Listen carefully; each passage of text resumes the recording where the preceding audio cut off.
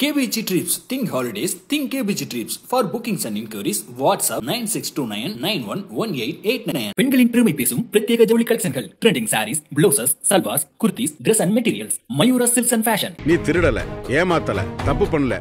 உன் நேர்மைய ஒரு 3 மாசத்துக்கு ரொட்டேஷன் விடுன்னு சொல்றேன். சோ இப்போ வீட்டுக்குள்ள வந்துட்டு விஜய் சேதுபதி சார் என்ன கேட்டாருன்னா, உங்க ரெசல்யூஷன் என்ன அப்படின்றத அவர் கேட்காம, இவங்க இந்த ரெசல்யூஷனை எடுத்தா நல்லா இருக்கும் அப்படின்னு நீங்க நினைக்கிறீங்களா அப்படின்னு ஆரம்பமே ஒரு கொளுத்தி போட்டாரு. But Raanav as usual, Raanav and his resolutions அப்படின்னு ஒரு ஷார்ட் பிலிம் எடுக்கலாம் அப்படின்னு. ராணவோடைய பெரிய பிரச்சனையா அந்த வார்த்தைகளை கரெக்டா போட தெரியல. ஆனா அது தெரியலன்றத ஒத்துக்கிறதுக்கு ராணவுக்கு முடியல. ராணவ் அதை என்ன சொல்றாரு, இதுதான் என் கேம்ன்ற, அதுதான் நம்மளுக்கு பிரச்சனையா இருக்கு. அதுதான் இப்ப எனக்கு சில விஷயங்கள் வராது சார், நான் செயல்ல காட்டுறவன், எனக்கு பேச்சுல சொல்ல தெரியாதுன்றது வி கேன் அண்டர்ஸ்டாண்ட். எல்லாருக்குமே பேசுறது வராது. ஆனா எனக்கு செயல்லையும் வரும், எனக்கு பேசவும் தெரியும், ஆனா நான் பேச மாட்டேன். ஏன்னா அதுதான் என் கண்டென்ட். அது மோர் தென் கண்டென்ட் ஸ்ட்ராட்டஜி, ஆர்டிபிஷியலா இல்லையா? இல்ல, அதுதான் ராணவுடைய தாட் ப்ராசஸே என்னவா இருக்குன்னா, நான் யாரோடையும் ஒத்து போக மாட்டேன், நான் எப்படி போறேன்றதே உனக்கு புரியக்கூடாது, ஆனா நான் போறேன், இருக்கேன், டிஃப்ரெண்டா ஆடுறான். அந்த அவுட் ஆஃப் த பாக்ஸ் வார்த்தைக்கு வார்த்தை சொல்றாப்புல, அதுக்கான அர்த்தம் அவர் என்ன நினைச்சுக்கிட்டு இருக்காரு, அதாவது கேம ஆடுறது கிடையாது, கேம ஸ்பாயில் பண்றது, பேசுறது கிடையாது, பேசுறத ஸ்பாயிலா பேசுறது அப்படின்ற மாதிரி எல்லாத்தையுமே ஸ்பாயில் பண்ணிக்கிறாரு.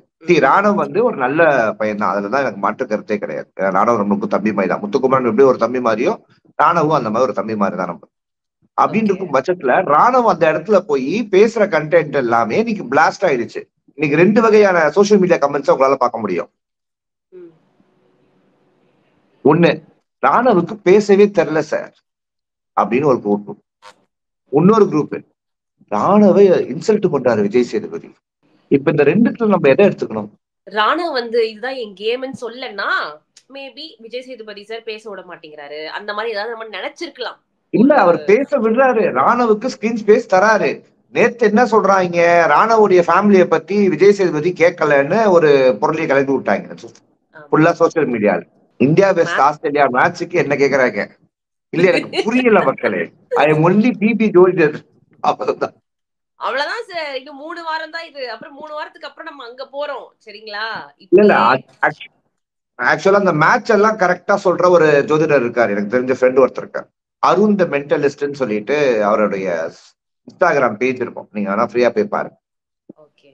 போன வேர்ல்டு கப் எல்லாம் கரெக்டா கணிச்சு 1 வாரம் முன்னாடியே போட்டியில தூக்கி போட்டார். அவர் தான் இன்ஸ்பிரேஷன், இந்த 1 வாரம் முன்னாடி கெஸ் பண்றது. ஓ, அங்கிருந்து வந்ததுதானா இது? ஆமா, இந்த மாதிரி எல்லாம் சொல்லி தேவையில்லாம ரொம்ப நெகட்டிவிட்டியை தான் ஸ்ப்ரெட் பண்ணிட்டு இருக்காங்க. இன்னொரு குரூப் என்ன சொல்லுது, சௌந்தர்யாவுக்கு கிளாப்ஸ் வரல சார் அப்படின்னு சொல்லுது. இன்னொரு குரூப் என்ன சொல்லுது, சார் சௌந்தர்யா கிளாப்ஸ் வந்துச்சு சார், சௌந்தர்யா மேல விஜய் சேதுபதிக்கு பொறாம சார், விஜய் டிவிக்கே பொறாம சார், அதனால வேணும்னே சௌந்தர்யாவுக்கு வர்ற கிளாப்ஸை மட்டும் எடிட் பண்ணிட்டாங்க சார் அப்படின்னு சில ப்ளூடிக் ஐடிகள் உலாவிக் கொண்டு இருக்கிறது. சார், ஏதாவது ஒரு விஷயம் பண்ண முடியும்னா என்ன, ஒரு வீக்கெண்ட் எபிசோடுக்கு உள்ள போறதுக்கு ஏதாவது ஒண்ணு வாங்கி கொடுங்களா, நான் போய் நேர்ல பாத்துட்டு வரேன் என்னதான் நடக்குது அப்படின்னு சொல்லிட்டு. இப்ப என்ன நடக்குது அப்படின்னா, நான் என்ன கேக்குறேன், சௌந்தர்யாவுக்கு கிளாப்ஸ் வந்தது உண்மையா இருந்துச்சுன்னா, ஏன் சௌந்தர்யா எனக்கு கிளாப்ஸ் வரல சார், எனக்கு நீங்க எனக்கு ப்ரொபோஸ் நடந்ததுனால ஹார்ட் பிரேக் ஆயிடுச்சா சார் எல்லாருக்கும் அப்படின்னு சொல்லியிருப்பாங்க. எதுக்கு சொல்லணும்? ஒரு காமெண்ட் சொல்லிருப்பாங்க, ஏன் சொல்லணும்?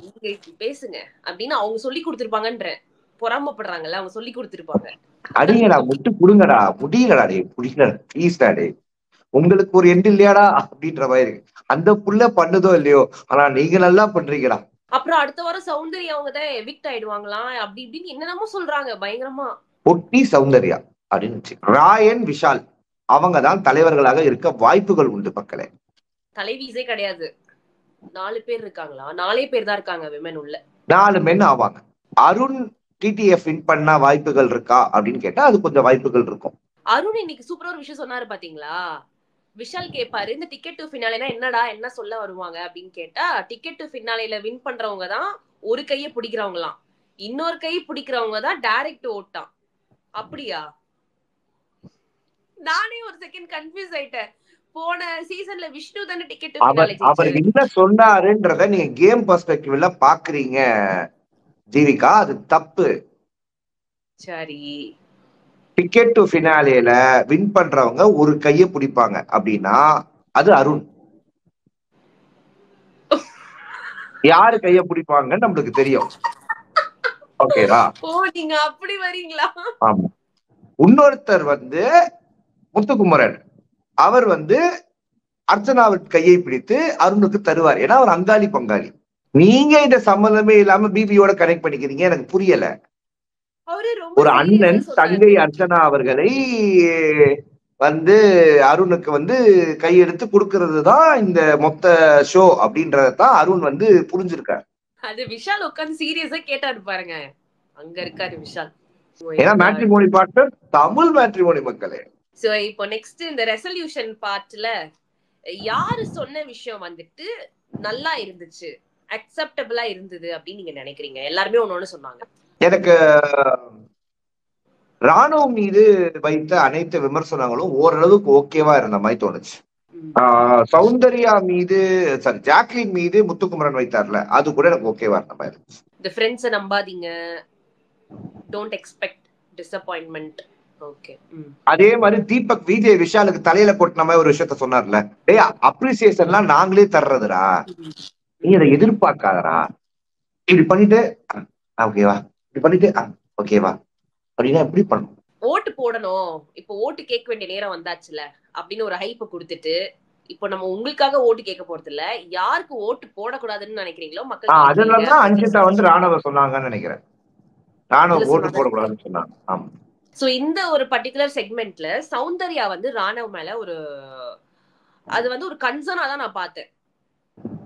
அவர் வந்து ஏதோ சாதிக்கணும்னு நினைச்சிட்டு இந்த வீட்டுக்குள்ள வந்திருக்காரு. பட் ஒண்ணுமே தெரியாதுன்னு சொல்லிட்டு எல்லாரும் இந்த இடத்துல அவரை வந்து ஒரு மாதிரி அக்யூமுலேட் பண்ற மாதிரி இருக்கு. சோ அவர் வந்து அவரை காப்பாத்திக்கிறதுக்காக வெளியில போனா நல்லது, so don't vote for him அப்படின்னு நான் மக்கள் பார்த்து சொல்வேன். பட் இத ராணவ் ஒரு பார்வையில எடுத்துட்டு போயிட்டு முத்துக்குமரன் கிட்ட பேசினார் இல்லையா, சோ அது எந்த அளவுக்கு உங்களுக்கு ராணவ் பேசுறது எப்படி இருக்கு? ராணவுக்கு என்ன ப்ராப்ளம்னா, இங்க மத்தவங்க சொல்றதெல்லாம் பிரச்சனை இல்லையா, அதை கடைசியா சொல்லியிருப்பாரு. விஜய் சேதுபதி அவர்கள் சொன்னது வந்து அவருக்கு ராணவுக்கு வந்து டென்ஷன் ஆயிடுச்சான். அதாவது உங்களுக்குள்ள இருக்கிற பையனோட மென்டல் ஹெல்த்துக்கு வந்து கெட் வெல் சூன்ன்ற மாதிரி பேசிக்கலி அவர் அப்படி ஒரு மீன் பண்ணி சொல்லிட்டாரு. அது எனக்கு ரொம்ப இரிட்டேட் ஆகுது அப்படின்னு சொல்லி இன்னைக்கு எபிசோட முடிக்கும் போது நம்ம பார்த்தோம். ராணுவுக்கு அதுதான் பிரச்சனை. இந்த பிரச்சனை எப்பன்னா, சார் என்னால வேர்ட்ஸை வந்து கரெக்டா போட முடியாது, பட் ஸ்டில் நான் ட்ரை பண்றேன்னு சொல்லி அதை இம்ப்ரூவ் பண்ண ராணுவ ட்ரை பண்ணியிருந்தா கூட எனக்கு பெஸ்டா தெரிஞ்சிருக்கும். ராணுவ அங்க வந்து ரொம்ப லேக் பண்ணி அதை சில இடத்துல வந்து பண்றாரோ அப்படின்ற வருத்தம் இருந்துச்சு. அருண் கிட்ட கூட இந்த பிரச்சனைகள் இருந்துச்சு, ரொம்ப லென்த்தா பேசுவாரு. இப்ப எல்லாம் கொஞ்சம் கிறிஸ்பா கரெக்டான பாயிண்ட்ல அருண் பேசுறதுக்கு முயற்சி செய்து பண்றாரு, ஓரளவுக்கு நல்லா பண்றாரு. அதே போல ராணுவம் மாறி இருக்கலாம். பட் இதுதான் இப்படிதான் நான் வெளில தெரியணும்னு நினைக்கிறது தான் எனக்கு அது எந்த விதமான ஒரு தாட் ப்ராசஸ்ன்னு எனக்கு புரியல. இந்த ரயான் வந்துட்டு தீபக் சார் சொன்னார்ல, அவருடைய 100% கேரக்டர் அவர் இன்னுமே வெளியில கொண்டு வரல, அதனால அவர் not fit to be here அப்படின்னு. எனக்கு தெரிஞ்சு தீபக் வந்து 100% கொடுத்துட்டா இருப்பான். மொத்த கேரக்டரும் நம்மளுக்கு வெளில இருந்து பார்க்கும்போது தீபக் ஒருத்தர் தெரிஞ்சு. அவரால் கோவப்பட முடியும், அவரால் டாமினண்டா நடந்துக்க முடியும், அவரால் வந்து சந்தோஷமா நடந்துக்க முடியும், அவரால் அன்பு காட்ட முடியும், அவருக்கு அழகு தெரியும். ஓகேவா, பர்ஃபெக்டா கேப்டனா இருக்கு, லீடர்ஷிப் தெரியும், இது எல்லாமே அவருக்கு தெரியும். He had given us 100%. The only difference between Muthukumaran and Deepak is consistency. நடுவுல கொஞ்சம் ஹர்ட் ஆனவன அவர் கீழே போயிட்டாரு. முத்துக்குமரன் அந்த சில இடத்துல அவருடைய பாயிண்ட்ஸை வச்சுட்டே இருந்தார் அப்படின்றத நம்மளால பார்க்க முடிஞ்சு. அதுதான் எனக்கு ஒன்லி டிஃபரன்ஸா ரெண்டு பேருக்குள்ள எனக்கு தெரியும். ஏன் இந்த விஷயம் வந்து கொஞ்சம் நான் கேட்கணும்னு நினைச்சேன்னா, ரயானும் தீபக் சரும் வெளியில இருந்தே அறிமுகமான நபர்கள் தான். ஈவன் தீபக் சார் ஃபேமிலி வரைக்குமே ரயான் வந்து பழக்கமா தான் இருந்திருக்காரு. சோ அப்படிப்பட்ட ஒரு நபர் வீட்டுக்குள்ள வரும்போது தீபக் சார் ரயான் வரும்போதே ஒரு நல்ல வெல்கமிங் கொடுத்தாரு. அதுதான் சொல்றேன். ரயானுக்கு என்ன ப்ராப்ளம் அப்படின்னா, தீபக் வந்து முத்துக்குமரனுக்கு கொடுக்குற அந்த ஒரு இடத்த வந்து ரயானுக்கு தரலன்றதா ரயானுடைய பெரிய பிரச்சனையா இருக்கு. ஆமா, இங்க வந்து இங்க எல்லாமே நடக்குமா, இந்த உலகம் அப்படிதான், நம்ம கூடவே தான். நான் ஏற்கனவே சொல்லிட்டு இருந்த மாதிரி தான். ஓகேவா, நல்லா பேசுறவங்க தான் நம்ம கிட்ட நல்லா இருக்காங்கன்னு அர்த்தம் கிடையாது. நல்லா பேசாதவன் தான் நம்மளை வச்சு செய்ய போறான்றதும் அர்த்தம் கிடையாது. ஓகேவா? இது எது வேணா எப்படி வேணா நடக்கும். இந்த இந்த பொறாமைகள் அப்படின்றது எல்லாருக்கும் வரும். அவுட் ஆஃப் தட் இது வந்து தீபக் வெளியில போயிடணும் அப்படின்னு ரயான் சொல்லும் போது இன்னைக்கு தீபக்குக்கே ஷாக். என்ன ஏன்டா இவன் சொல்றான் அப்படின்ற ஷாக்ல தான் நான் பார்த்தேன். ஆமா, யார் வேணாலும் அண்ட் சொல்லிருக்கலாம். நீ சொன்னது ஒரு மாதிரி இருக்குன்னு கூட அவர் உள்ள ஃபீல் பண்ணிருக்கலாம், வெளியில காமிச்சிருக்க முடியாது. அண்ட் முத்துக்குமரன் வந்து சௌந்தர்யாவை சொன்ன பாயிண்ட் வந்து எனக்கு ரொம்ப ரொம்ப ரொம்ப ரொம்ப வேலிடா தெரிஞ்சு. ரியாக்ஷன்ஸா, வெறும் ரியாக்ஷன்ஸ் மட்டும் வச்சுட்டு சௌந்தர்யா முகம் ரொம்ப சுருங்கி போயிடுச்சு. That is okay. பட் எல்லாருக்குமே அந்த ஒரு விஷயம் இருக்கு பாருங்க, சமுதாயத்துல அந்த விஷயங்கள் இருக்கு. 100% எஃபர்ட் போடுறவனுக்கு அந்த growth இருக்காது. 20% எஃபர்ட்டை போட்டு சில கிமிக்ஸ் பண்றவங்களுக்கு அந்த 100% கிடைக்க வேண்டிய அத்தனை விஷயமும் கிடைக்கும். அப்ப அதுக்கு அவனுக்கு ஒரு அர்த்தம் சொல்லுவாங்க பாரு, அதுதான் உண்மை வலிக்கும். ஹார்ட் ஒர்க் மேட்டர் இல்ல சார், ஸ்மார்ட் ஒர்க் தான் சார் மேட்டர். இந்த ஹார்ட் ஒர்க் ஸ்மார்ட் ஒர்க் நீங்க என்ன நினைக்கிறீங்க? அதுக்கான மீனிங்கே மாத்திட்டாங்க. விஷால் அவர்கள் வந்துட்டு பவித்ரா ரொம்ப ஜட்ஜ்மெண்டலா இருக்காங்க, ஒரு விஷயம் நம்ம இதுதான் அப்படின்னு சொன்னா அவங்க ஒன்னு யோசிச்சாங்க, அது வந்து மாறவே மாட்டேங்கிறாங்க அப்படின்னு சொல்லி ஒரு விஷயம் சொல்லி, so she should go out, vote போடாதீங்க அப்படின்னு சொன்னாரு பவித்ராவை. சோ அது வந்து எந்த அளவுக்கு எப்படி இருந்துச்சு?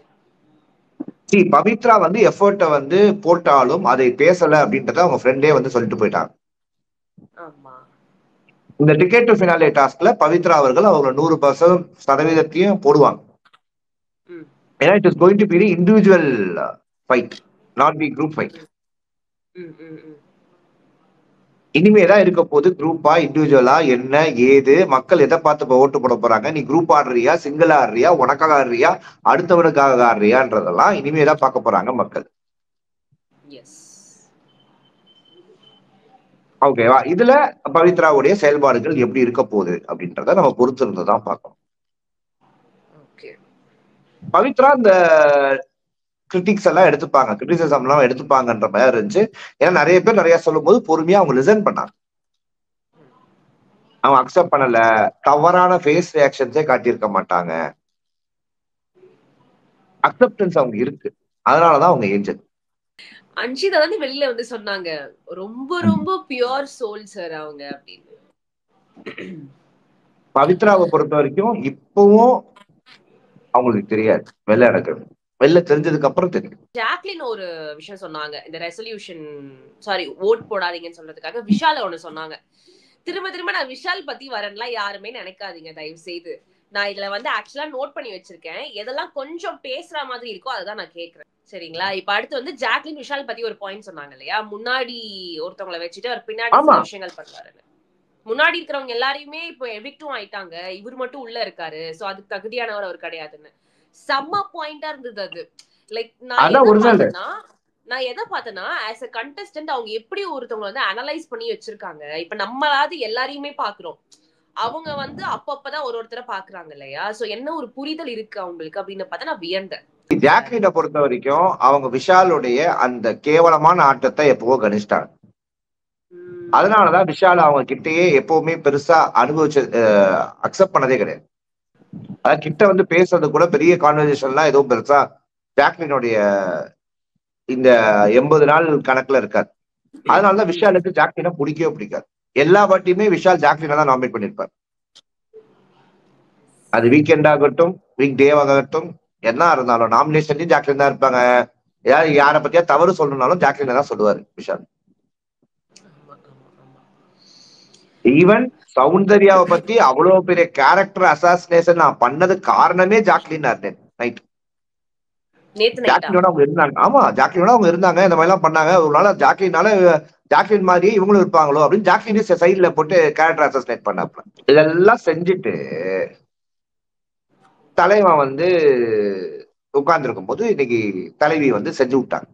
ஜாக்லின் செஞ்ச விதம் எனக்கு ரொம்ப பிடிச்சிருக்கு. இந்த மாதிரி டிக்கெட் டு ஃபினாலே டாஸ்க் இது வரைக்கும் டிக்கெட் டு ஃபினாலேவை வின் பண்ண பெண்கள் அப்படின்னு பார்த்தா யார்? இந்த வாட்டி எனக்கு தெரிஞ்சு ஒரு பெண் டிடிஎஃப் வின் பண்ணுவாங்கன்னு எனக்கு ஸ்ட்ராங்கா பிலீவ் பண்றேன். பார்ப்போம் இன்ட்யூஷன் கரெக்டா தப்பா. KBG Trips. Think holidays. Think KBG Trips. For bookings and inquiries, WhatsApp 9629911889. பெண்களின் பெருமை பேசும் பிரத்யேக ஜவுளி கலெக்ஷன்கள். Trending sarees, blouses, salwars, kurtis, dress and materials. Mayura Silks and Fashion. நீ திருடல, ஏமாத்தல, தப்பு பண்ணல. உன் நேர்மைய ஒரு 3 மாசத்துக்கு ரொட்டேஷன் விடுன்னு சொல்றேன்.